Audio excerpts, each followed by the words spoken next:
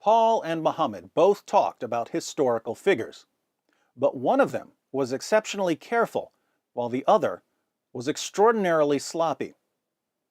Care to guess which is which?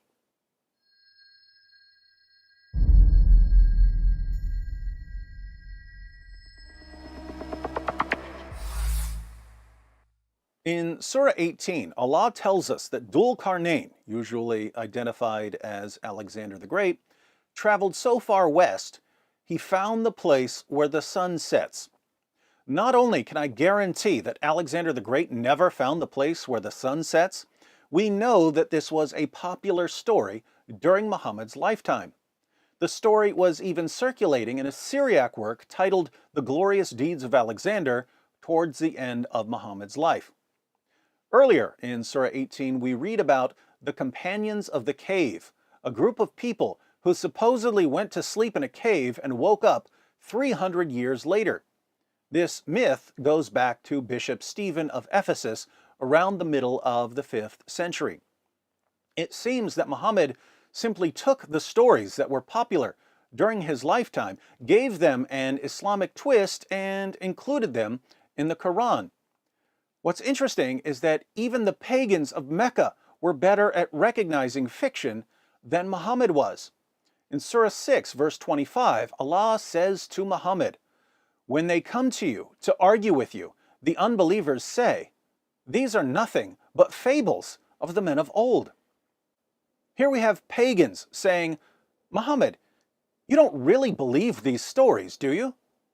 So we know that Muhammad was extremely sloppy and gullible when it came to stories about historical figures, which means that there's no way we can accept him as a reliable source of information about Jesus.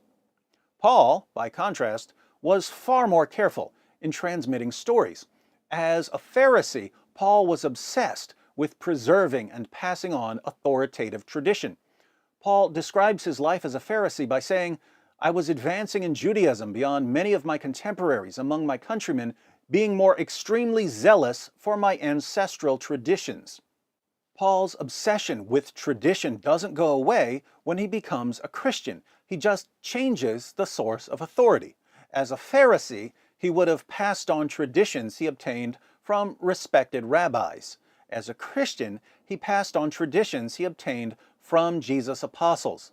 When we read what Paul says about Jesus, we're reading the words of a man who was trained all of his life to carefully and zealously preserve and pass on authoritative tradition from respected sources.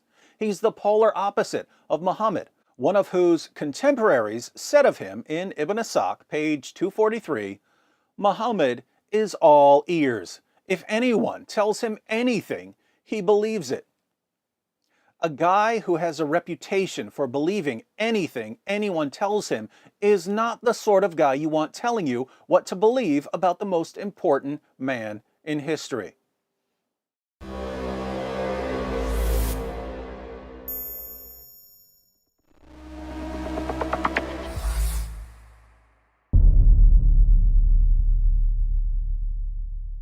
Hi everyone, thanks for watching. In case you stumbled upon this video while browsing or searching, I wanted to let you know that it's part of a series comparing Paul and Muhammad. So if you'd like to see the full series, be sure to click on the playlist. If you're already in the playlist, you're about to see how history supports Paul's view of Jesus, not Muhammad's view of Jesus.